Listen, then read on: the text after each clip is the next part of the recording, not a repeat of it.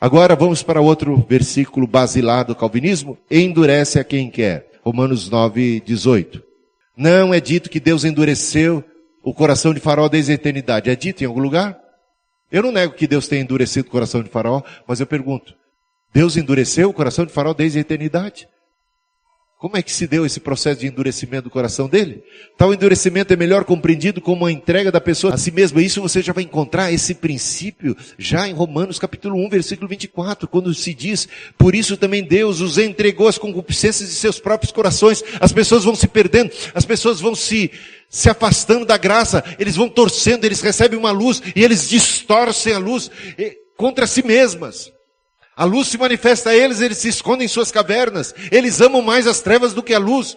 Eles vão tendo aquele apetite voraz pelo pecado, vão se apegando ao pecado e virando as costas para Deus. Chega a um ponto, é que vemos aí em Romanos capítulo 1, versículo 24, por isso também Deus os entregou às concupiscências de seus próprios corações. Eles é que começaram esse processo de endurecimento. Eles é que se afastaram. Chega a um ponto que Deus entrega a pessoa a si mesma. É disso que fala. Não que Deus desde a eternidade já tenha proposto isso de maneira determinante sobre um, sobre o outro, outra coisa. Antes de ser dito que Deus endureceu o coração de Faraó, lá naquela passagem, aí você tem que ir para o Antigo Testamento, por 5 vezes é dito que foi Faraó que endureceu o seu próprio coração. Portanto, aprendemos que Deus endurece aqueles que endurecem a si mesmos. E endurece dando mais oportunidades. Porque o que Faraó recebeu foi mais graça, mais sinal da misericórdia, mais sinal do milagre, mais sinal de que Deus estava falando através da boca de Moisés, ou não? Faraó converteu todas as manifestações da graça de Deus em desgraça pessoal por conta da sua crescente resistência. Os meios que Deus usa para amolecer o coração e salvar o indivíduo irão endurecê-lo caso haja resistência. Portanto, se hoje ouvirdes a voz do Espírito Santo, não endureçais o coração. É a graça, e mais oportunidade, que levou Faraó ao embrutecimento de seu próprio coração. Não foi um Deus que estava fechando as portas, foi um Deus que foi abrindo mais. A quem mais é dado, mais será requerido. E aquilo, a gente vê o seguinte, o sol que derrete a cera também endurece o barro. Está entendendo? Deus está mandando graça para todo mundo, só que uns vão se derreter diante da graça, vão se quebrantar, e outros vão se endurecer. Os judeus aceitam o fato do endurecimento de Faraó, mas não reconhecem que estão fazendo o mesmo. Quem é que está ali? Por que Paulo está falando do endurecimento do coração de Faraó? Quem é que está endurecendo o seu próprio coração? São os judeus que estão rejeitando Cristo. O povo agraciado do Êxodo deixa de ser favorecido quando se desvia da fé de Abraão e segue a incredulidade de Faraó. Deus endurece a quem quer, e Ele quer endurecer aqueles que persistentemente endurecem a si mesmos. Se hoje ouvirdes a sua voz, não endureçais o coração, Hebreus 3:15, homens de dura cerviz, incircuncisos de coração e ouvido, vós sempre resistis ao Espírito Santo, assim vós sois como vossos pais. Atos 7:51, o discurso de Estevão, voltado à comunidade judaica que crucificou a Cristo, que persegue os profetas, que rejeita, eles que receberam, os profetas são deles, o Cristo é deles, as escrituras são deles, as promessas são deles, mas eles fecham os olhos.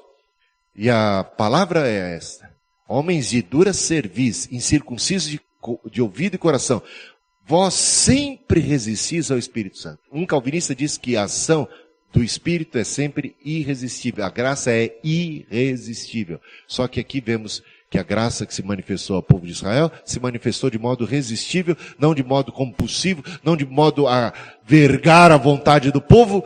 O povo pôde resistir a ação do Espírito que trabalhava para a sua conversão, que trabalhava para a sua bênção, que trabalhava para a sua salvação.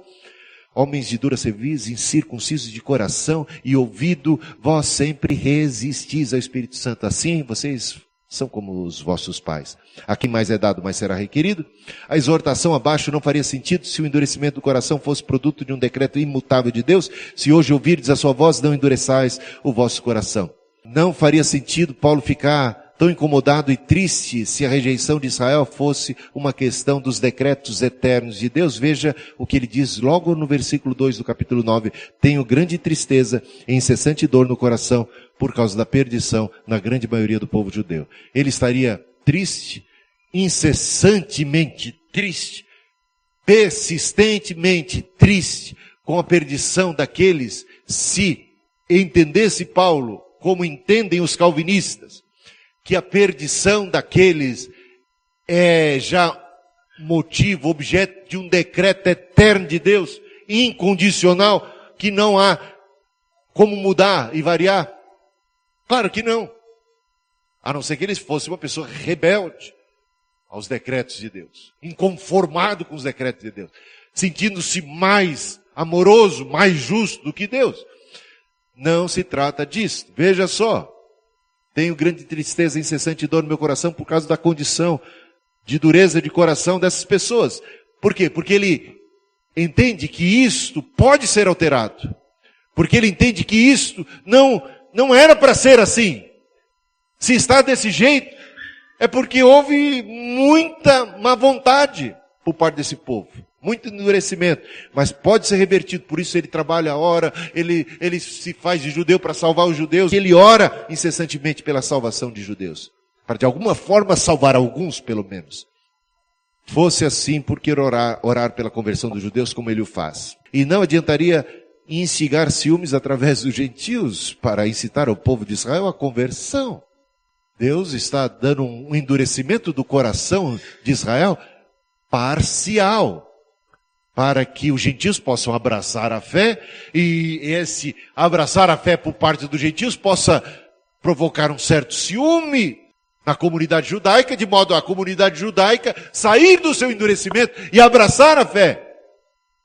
Então Paulo usa a figura de Faraó para retratar Israel. Tem a ver com seu papel histórico como líder da nação egípcia em conflito com a nação de Israel, e não diz respeito à salvação pessoal. Assim como Faraó, através da dureza de seu coração, serviu como instrumento para o êxodo, produzindo a glória de Deus por toda a terra, assim também a dureza do coração de Israel favoreceu a redenção dos gentios, como ele diz lá em Romanos 11:11.